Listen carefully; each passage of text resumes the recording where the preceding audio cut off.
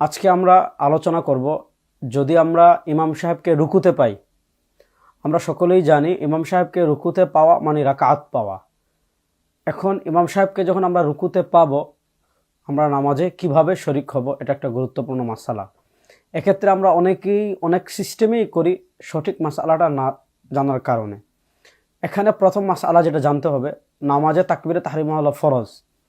এজন্য ইমাম সাহেবকে যদি আপনি রুকুতে পান, আল্লাহু আকবার বলে আপনি প্রথমে আল্লাহু আকবার বলে আপনি হাত ছেড়ে দিবেন, হাত বাঁধবেন না। এখানে আছে অনেকে হাত বাঁধে, হাত বাঁধা লাগবে না। আল্লাহু আকবার আপনি তাকবীরে তাহরিমা দিয়ে হাত ছেড়ে দিবেন, তারপর আবার আল্লাহু আকবার বলে আপনি রুকুতে চলে যাবেন।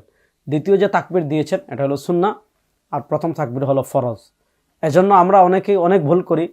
কেউ ওই দূর থেকে তাকবীর দিয়ে এসেই রুকুতে চলে যায়, আবার কেউ এক তাকবীর দিয়েও চলে যায়। এক্ষেত্রে সঠিক নিয়ম হলো আল্লাহু আকবার বলে, এটা হলো তাহরিমা, আমরা হাত ছাড়বো, তারপর আবার আল্লাহু আকবার বলে আমরা রুকুতে যাব।